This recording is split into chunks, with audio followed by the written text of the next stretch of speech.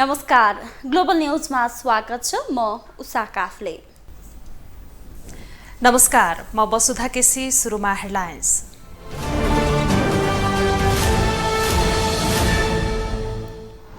सरकार र बन्चरे डाँडाका प्रतिनिधि बीच भोलि सिंहदरबारमा वार्ता। फोहोर बोकेका गाडी काठमाडौँमै थन्किए।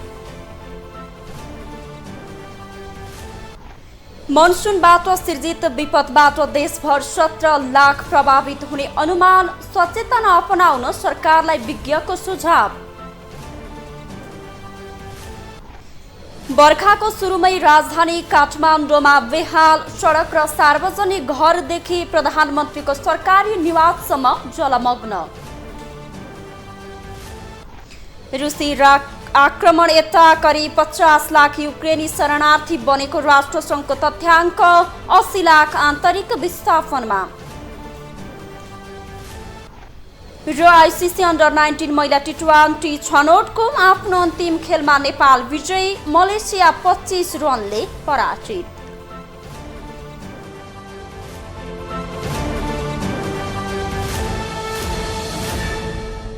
ग्लोबल न्यूज अब विस्तारमा। स्थानीय सहमति बेगर काठमाडौँको फोहोर बन्चरे डाँडामा फालेपछि उत्पन्न विवाद सुल्झाउन सरकार र आन्दोलनरत समूहबीच भोलि वार्ता हुने भएको छ। वार्तामा सरकार तर्फबाट शहरी विकास मन्त्री रामकुमारी झाँक्री, आन्दोलन र सङ्घर्ष समितिका संयोजक श्रीराम ढुङ्गाना, फोहोर मैलाबाट प्रभावित नुवाकोट र धादिङका वडाध्यक्ष, नुवाकोटका काङ्ग्रेस नेता प्रकाश शरण महत लगायत सहभागी हुनेछन्। शहरी विकास मन्त्रालयले सोमबार नुवाकोटको ककनी गाउँपालिका र धादिङको धुनीबेसी नगरपालिका प्रमुखलाई मात्र राखेर बन्चरेमा फोहोर फाल्ने सम्झौता गरेको थियो। सम्झौता हस्ताक्षर गर्दा स्थानीय बासिन्दालाई संलग्न गराइएको थिएन। आफूहरूलाई सोधै नसोधी गुपचुप सम्झौता गरेको भन्दै स्थानीयवासीले मान्न अस्वीकार गरेका थिए। यसले मंगलबारदेखि सिस्टोल र बन्चरे डाँडा क्षेत्र तनावग्रस्त बन्यो। सरकारले ठूलो संख्यामा प्रहरी परिचालन गरेर मंगलबार 150 भन्दा बढी ट्रक फोहोर फालेको थियो। बुधबार भने स्थानीयको प्रतिकारपछि फोहोर लिएका गएका गाडीहरू त्यसै फर्किएका थिए। तनाव चर्किँदै गएपछि शहरी विकास मन्त्रालयले बन्चरे डाँडा सङ्घर्ष समिति र वडाका प्रतिनिधि समेतलाई राखेर शुक्रबार वार्ता गर्न लागेको हो। वार्ता बिहान 8 बजे मन्त्रालयमा हुँदैछ। फोहोर व्यवस्थापन गर्ने भन्दै महानगर र शहरी विकास मन्त्रालय तातेको पनि हो, तर परिपक्व योजना नहुँदा फोहोर अलपत्र परेको छ। महानगरले मंगलबार र बुधबार काठमाडौँको फोहोर सिस्टोल पनि पुर्यायो, तर स्थानीयले माग पूरा नभएको भन्दै फोहोर फाल्न दिएनन्। जवाफमा प्रहरीले बल प्रयोग गर्न खोज्दा झडप पनि भयो। त्यो फोहोर अब के गर्ने भन्नेमा महानगर अन्योलमा छ। यति बेला हामी काठमाडौँको फोहोर व्यवस्थापनको लागि सिस्टोलमा जुन किसिमले फोहोर व्यवस्थापन गरिएको थियो त्यो सिस्टोल क्षेत्रको हामी स्थानमा छौँ र यहाँको समग्र यहाँको फोहोर व्यवस्थापन के कसरी भइरहेको छ भन्ने विषयमा पनि हामी यहाँको रिपोर्टिङ गरिरहेका छौँ। यो हो सिस्डोल। काठमाडौँको फोहोर यही विसर्जन गरिने गरिएको छ। बढी भएको फोहोर भने माथि देखिएको बन्चरे डाँडामा पुर्याइन्छ, तर काठमाडौँबाट टिफर र ट्रकमा आएको फोहोर न सिस्डोलमा खनियो न बन्चरे डाँडा पुग्यो। कारण थियो स्थानीयको अवरोध।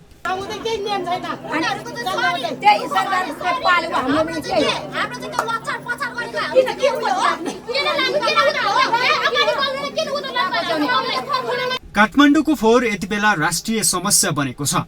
संसदमा समेत यस विषयले स्थान पाइरहेको छ।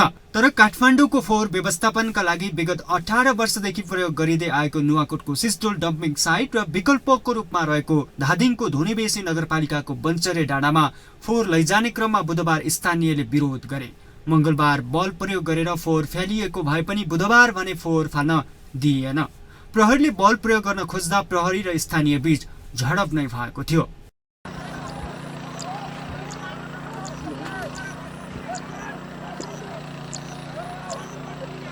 त्यसो त सिस्टोल बासीको पीडा बेग्लै छ। अव्यवस्थित रूपमा फालिएको फोहोरको दुर्गन्धले सिङ्गो गाउँ नै दुर्गन्धित रहेको र त्यहाँका नागरिकको स्वास्थ्यमा गम्भीर असर पुर्याएको उनीहरूको जिकिर छ। एउटा टाइपको हामी फोहोर सहजीकरणतिर लागेका थियौँ। हामीले बालेन्द्र शाहलाई हामीले के भनेका थियौँ भने तपाईँ काठमाडौँ महानगरपालिकामा मेयर भएर आउनु भएको छ, तपाईँलाई हामी सहयोग गर्न हर पल हर रात तयार छ भनेर भन्दै पनि अहिले हामीसँग पुलिस प्रशासन लागू गरेर हाम्रो यहाँ स्थानीयलाई चेलीबेटीलाई हाम्रो स्थानीयवासी साथीहरूलाई हातपात गरेको खण्डमा हामी चाहिँ सुरक्षित छैनौँ, तर हामी दिन रात भए पनि लड्न तयार छौँ। तर हामीले के भनेको छौँ भने बालेन शाहज्यूलाई हामीले तपाईँ आउनुहोस् फोहोरसँगै हामी तपाईँलाई सहजीकरणको बाटो दिन्छौँ। हाम्रो माग होइन, हामी फोहोर मैला व्यवस्थापन गर्नुहोस्, हामीलाई केही चाहिएन। सिसडोलमा फोहोर फाल्न नपाएपछि बुधबार काठमाडौँबाट गएका ट्रक टिफर काठमाडौँ नै फर्किएका थिए। एकातिर सडकभरि महिनौदेखि फोहोर उठ्न नसकेर असरललाई फालिएका फोहोर र अर्कोतिर फोहोर भरिएको गाडी नै पनि काठमाडौँ फिर्ता भएपछि महानगरलाई फोहोर व्यवस्थापनमा झन चुनौती बनेको छ। तथापि काठमाडौँ महानगरले भने यसको उचित व्यवस्थापन चाँडै गर्ने बताइरहेको छ। 3 महिना चाहिँ सिस्टोलको लागि भयो, बाटो त 2 महिना लाग्छ भन्नुभएको छ। 2 महिनालाई 3 महिनै भनौँ, 12.5 किलोमिटर बाटोलाई 3 महिना भनौँ, 2 महिना नभनौँ, 2 महिना भन्नुभएको छ। 3 महिना लाग्छ, यसो हिसाब गरेको 3 महिनासम्म लाग्न सक्छ। त्यसरी चाहिँ सबै व्यवस्थित छ। पहिला तपाईँहरू माग गरौँ अनि वर्गीकरणको लागि अध्ययन गराउने, नास्टलाई गराउने, सहरीलाई गराउने हामीले पनि हाम्रो अध्ययन पनि छ, हामीसँग पनि रिपोर्ट आएको छ। उहाँ पनि स्ट्रक्चरल इन्जिनियर नै हो होइन, उहाँले पनि यही हेर्नुहुन्छ। संसददेखि सडकसम्म फोहोरको मुद्दा उठिरहेको छ। दैनिक करिब 12,000 मेट्रिक टन फोहोर उत्पादन हुँदै आएको काठमाडौँमा फोहोर व्यवस्थापन नै मुख्य चुनौती बनेको छ। एक दिन पनि फोहोर नउठे सडकभरि फोहोरको डङ्गुर थपिँदै आएको छ, जसको दुर्गन्ध साथसाथै सहर नै कुरूप बनाइरहेको छ। त्यसमाथि फोहोरमाथि हुँदै आएको राजनीतिले अर्को विकराल रूप निम्ति आएको छ। अब तत्काल फोहोर व्यवस्थापनको दीर्घकालीन योजना अघि नसार्ने हो भने यसले आगामी दिनमा थप चुनौती र समस्या थप्ने पक्का छ।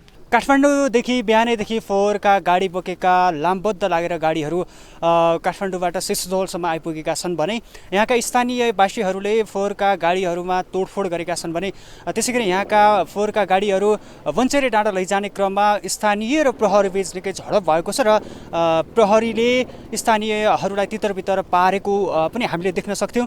त्यसै गरी स्थानीयको अवरोधका बीच आज फोहोरका गाडीहरू वञ्चरे डाँडा पुग्न सकेनन्।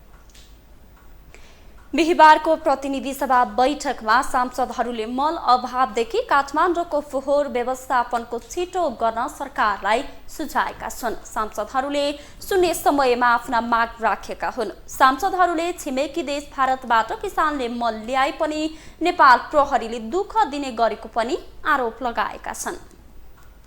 प्रतिनिधि सभा सदस्य कृष्ण बहादुर राईले काठमाडौँको फोहोर व्यवस्थापन गर्ने जिम्मेवारी सत्तारूढ गठबन्धनको भएको बताएका छन्। बिहिबार प्रतिनिधि सभा बैठकमा बोल्दै राईले काठमाडौँको फोहोर व्यवस्थापनको जिम्मेवारी प्रधानमन्त्रीको मात्रै नभई सत्तारूढ गठबन्धनको पनि भएको बताएका छन्। उनले फोहोर मैला व्यवस्थापनको काममा जिम्मेवारीपूर्वक भूमिका निर्वाह गर्न गठबन्धनका शीर्ष नेताहरूको ध्यान आकर्षण पनि गराएका छन्। उनले फोहोरको व्यवस्थापनका लागि काठमाडौँ महानगरपालिकाका प्रमुखलाई उपप्रमुखको साथ हुने उल्लेख गर्दै महानगर प्रमुखलाई संयमताका साथ अघि बढ्न आग्रह गरे। निर्वाचित भएर आएको बालेन शाहलाई म भन्न चाहन्छु, हिजो विद्यासुन्दर साक्यलाई चाहिँ असहयोग गरेको उपप्रमुख जस्तै आज उपप्रमुख रूपमा विजय हासिल गर्नुभएको सुनिता डङ्गोलले तपाईँलाई असहयोग गर्ने छैन।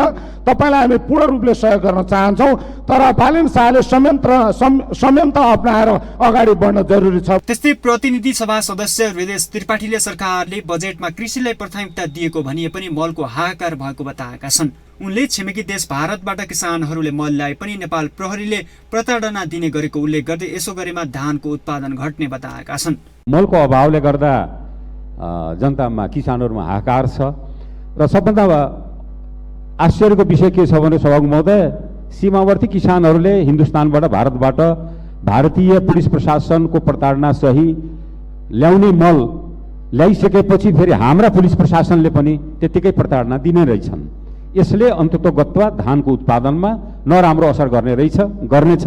यता प्रतिनिधि सभा सदस्य गणेश सिंह ठगुन्नाले दार्चुलामा एक एकल महिलाको हत्या भएको जानकारी दिँदै अपराधीहरू पहिचान भइसक्दा पनि पक्राउ नगरेको बताएका छन्। उनले अपराधीहरूलाई तुरुन्तै पक्राउ गरी कानुनी दायरामा ल्याउन सरकारसँग माग राखे। अपराधिक व्यक्तिहरू, संलग्न अपराधिक व्यक्तिहरू त्यही ठाउँमा लुकिएर बसिरहेको अवस्थामा पनि किन आजसम्म पहिचान भएर पनि पक्राउ हुन सकिरहेका छैनन्। ती अपराधीहरू भोलि फरार हुन गए भने तिनीहरूलाई हामी कसरी कानुनको कठघरामा ल्याउन सक्छौँ? यसकारणले ती अपराधीहरूलाई तदारुकताका साथ यदि जिल्लामा जनशक्ति छैन भने बाहिरबाट पनि जनशक्ति थपेर भए पनि यस्तो गम्भीर अपराधमा संलग्न अपराधीहरूलाई तत्काल गिरफ्तार गरी कानुनी कारबाहीको दायरामा ल्याउनुपर्छ। प्रतिनिधि सभा सदस्य प्रेम प्रसाद तुलाचनले पोखरादेखि जोमसोमको हवाई उडानको बीचमा 5-7 मिनट टावरसँग सम्पर्क नहुने भन्दै टावरसँग सम्पर्क हुने घोडेपानी रेन्जमा टावर स्थापना गर्न सरकारसँग माग गरेका छन्।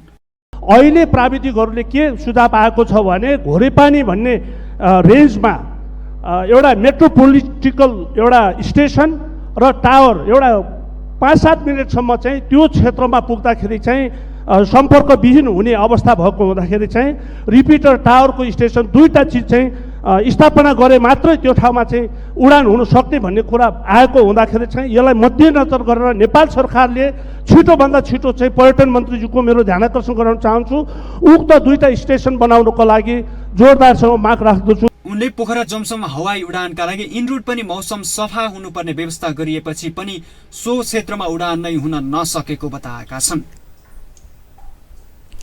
मौसमविदहरूले यो वर्ष औसतभन्दा धेरै वर्षा हुने भन्दै सावधानी अपनाउन सरोकारवालाको ध्यान आकर्षण गरेका छन्।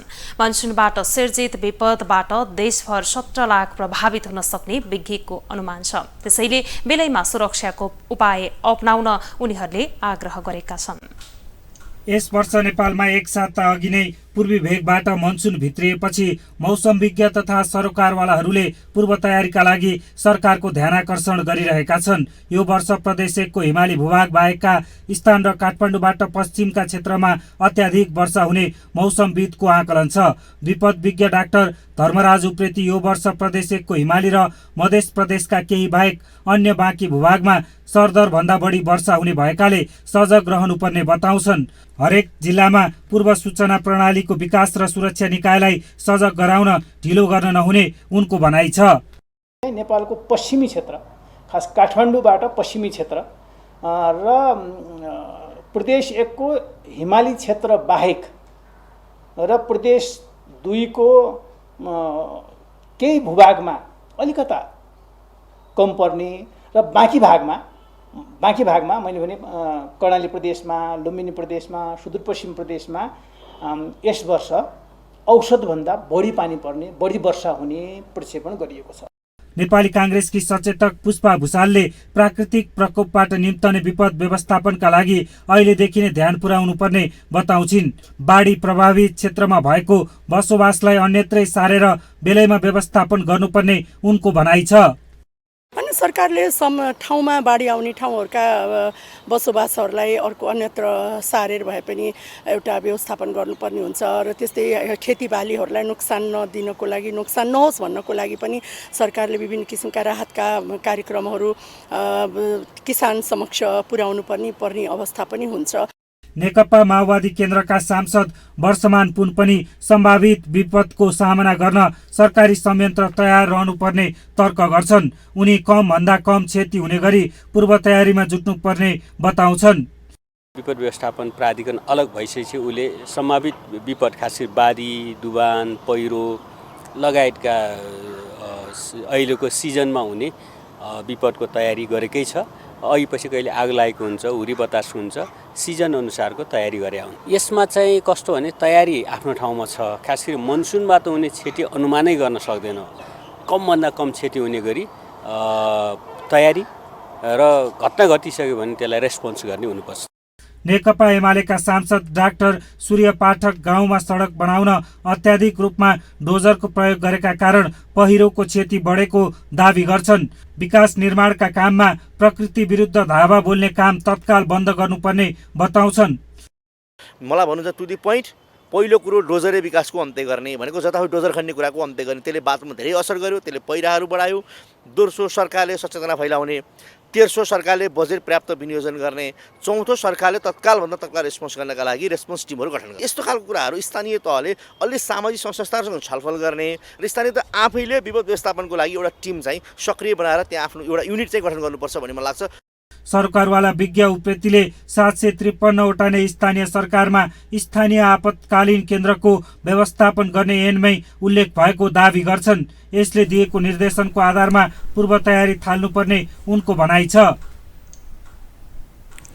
यस वर्षको मनसुनी प्रणाली सुरु भइसकेको छ। मनसुन सुरु भएसँगै देशभर बाढी पहिरो जान थालेको छ। देशको राजधानी काठमाडौँमा भने केही बेर परेको पानीले जलमग्न बन्ने गरेको छ।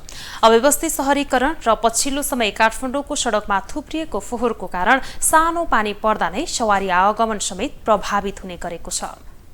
यो दृश्य हो बुधबार अपराह्न केही बेर परेको पानीकै कारण प्रधानमन्त्री निवास अगाडि गेटमा आएको बाढीको।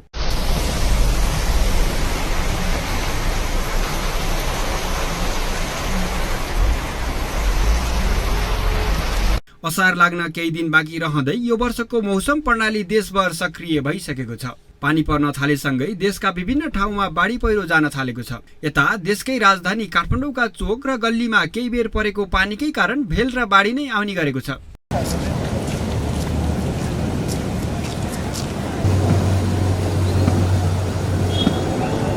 सबैतिर ढलान र पिचका कारण पानी जमिनमुनि जान पाउँदैन। अर्कोतर्फ काठमाडौँ उपत्यकाका नदीनाला मिचेर संरचना बनाएका कारण समेत सामान्य वर्षा हुँदा काठमाडौँ जलमग्न हुने गरेको छ।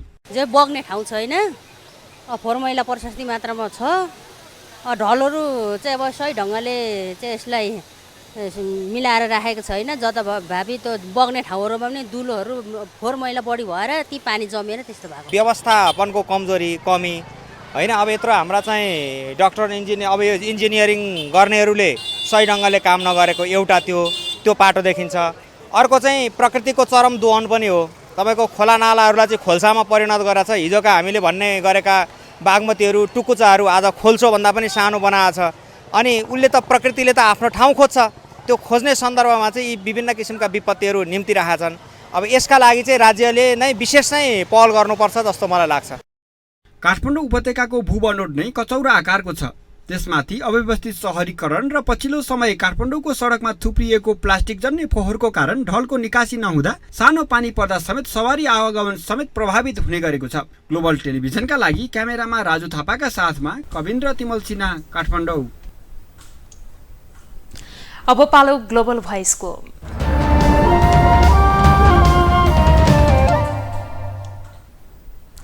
बर्खायाम सुरु हुँदै गर्दा काठमाडौँ अस्तव्यस्त बनेको छ। सडक, चोक र सर्वसाधारण मात्र नभई प्रधानमन्त्री सरकारी निवास समेत डुबानमा परेको छ।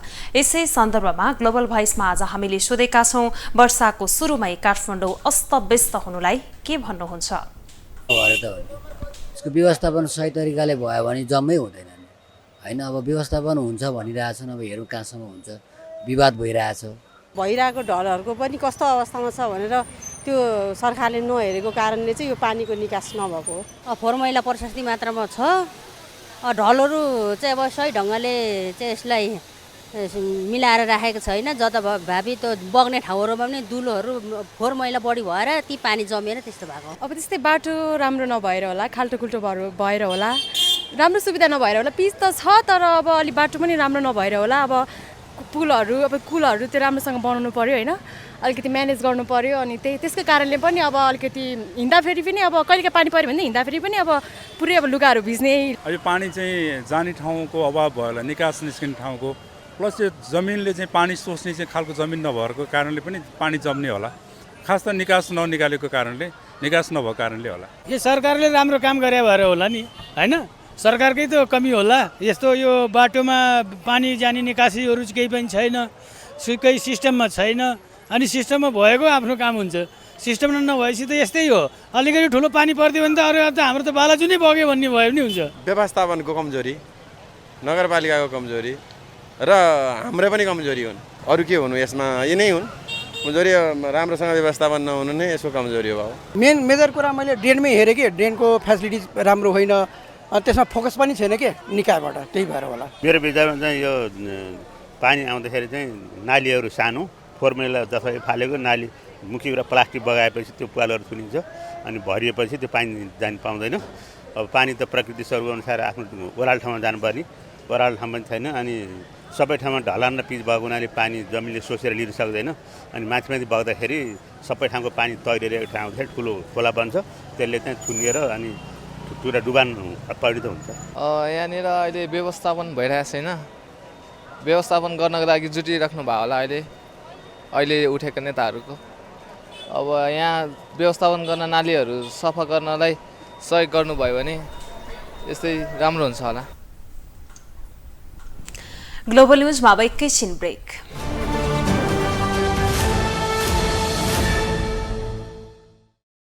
ब्रेकपछि स्वागत छ। अब बाँकी न्यूज छ। अमेरिकी सेनाको प्रशान्त क्षेत्रीय कमान्डर जनरल चार्ल्स ए फ्लाइन नेपाल आइपुग्नु भएको छ। प्रधानमन्त्री शेरबहादुर देउवा र प्रधान सेनापति प्रभुराम शर्माको अमेरिका भ्रमणको तयारी भइरहेका बेला जनरल फ्लाइन नेपाल आउनु भएको हो। उहाँलाई नेपाली सेनाका लेफ्टिनेन्ट बालकृष्ण कार्कीले बिहिबार त्रिभुवन अन्तर्राष्ट्रिय विमानस्थलमा स्वागत गर्नु भएको हो। फ्लाइनलाई नेपाली सेनाले शुक्रबार गार्ड अफ अनर दिने कार्यक्रम रहेको छ। त्यसै शुक्रबार नै उहाँले माउन्टेन फ्लाइट मार्फत सगरमाथाको अवलोकन गर्ने कार्यतालिका रहेको छ। आइतबार भने पाँचखाल स्थित वीरेन्द्र सैनिक शान्ति कार्य तालिम केन्द्र, शिवपुरी स्थित कमान्ड एन्ड स्टाफ तालिम केन्द्रको अवलोकन गरी उहाँ स्वदेश फर्किने कार्यतालिका रहेको छ।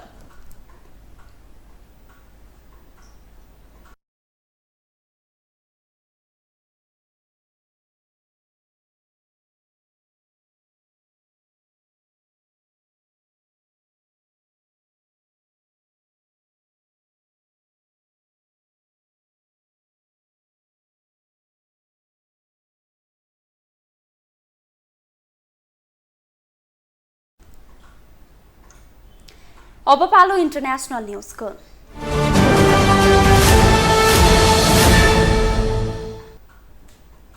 संयुक्त राष्ट्र संघले रुसको आक्रमण यता युरोप भर झण्डै 50 लाख युक्रेनी नागरिक शरणार्थी बनेको जनाएको छ। संयुक्त राष्ट्र शरणार्थी निकाय UNHCR को तथ्याङ्कले युद्धग्रस्त युक्रेनबाट कुल 48,16,923 युक्रेनी शरणार्थीको रूपमा दर्ता भएको देखाएको छ।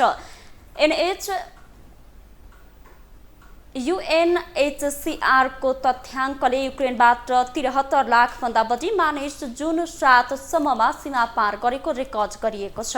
उक्त तथ्याङ्कले देखाए अनुसार अरु 23 लाख भन्दा बढी मानिसहरू स्वदेश फिर्ता भएका छन्। विदेश पलायन भएका मध्ये 90% महिला र बालबालिका रहेको राष्ट्र संघले बताएको छ। सैनिक सेवाका लागि योग्य 18 देखि 60 वर्ष उमेर समूहका पुरुषलाई देशबाट बाहिर जान दिएको छैन। युक्रेनबाट भागेकाहरू बाहेक संयुक्त राष्ट्र संघको अन्तर्राष्ट्रिय बसाई सराई संगठनले अनुमान गरे अनुसार 80 लाख भन्दा बढी मानिसहरू यस आक्रमणसँगै स्वदेशमा नै आन्तरिक विस्थापित भएका छन्।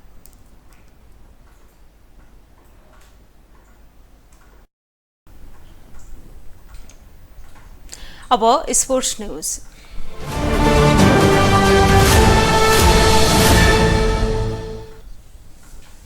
आईसीसी अन्डर 19 महिला T20 विश्वकप एसिया छनौटको आफ्नो अन्तिम खेलमा नेपालले जित निकालेको छ। यूकेएम ओभलमा बिहिबार नेपालले आयोजक मलेसियालाई 25 रनले हराएको हो। नेपालले दिएको 87 रनको लक्ष्य पछ्याएको मलेसियाले 20 ओभरमा 4 विकेट गुमाएर 61 रन मात्र बनाउन सक्यो। मलेसियाकी एल्सा हन्टरले सर्वाधिक 28 रन जोडिन्। नेपालकै कृतिका मरासिनीले 2 र मनिषा कुमारी उपाध्यायले 1 विकेट लिइन्। त्यसअघि टस जितेर पहिले ब्याटिङ गरेको नेपालले 20 ओभरमा 7 विकेट गुमाएर 86 रन बनाएको थियो। नेपालका लागि अञ्जली विश्वकर्माले सर्वाधिक 33 रन बनाइन्। यस्तै आसमा पुलामी मगरले 26 रन जोडिन्। सृष्टि जैसी, सानु राजवंशी र अनु कडायतले समान 3-3 रन जोड्दा कप्तान कृतिका मरासिनीले 1 रन जोडिन्। किरण कुमारी कोवर 0 रनमा आउट भइन्। मलेसियाकी नरो शामेदले 2 विकेट लिइन्। एजिसँगै नेपालले छनौटमा सुखद अन्त्य गरेको छ। नेपालले छनौटमा तेस्रो स्थान हासिल गरेको हो। नेपालले 5 खेलमा 3 जित र 2 हार बेहोर्यो। नेपालले 5 खेलमा 6 अङ्क जोड्यो। नेपालको विश्वकप सपना भने यसअघि नै समाप्त भइसकेको छ। ग्लोबल न्यूजको अन्त्यमा अहिलेसम्मका हेडलाइन्स पुनः एकपटक।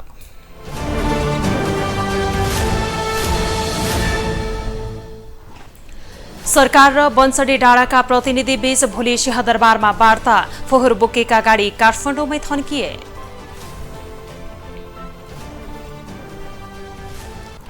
मनसुनबाट सिर्जित विपदबाट देशभर 17 लाख प्रभावित हुने अनुमान, सचेतना अपनाउन सरकारलाई विज्ञको सुझाव। बर्खाको सुरुमै राजधानी काठमाडौँमा बेहाल, सडक र सार्वजनिक घरदेखि प्रधानमन्त्रीको सरकारी निवाससम्म जलमग्न। रुसी आक्रमण यता करिब 50 लाख युक्रेनी शरणार्थी बनेको राष्ट्रसङ्घको तथ्याङ्क, 80 लाख आन्तरिक विस्थापनमा। र आइसिसी अन्डर 19 महिला टी20 छनौटको आफ्नो अन्तिम खेलमा नेपाल विजयी, मलेसिया 25 रनले पराजित।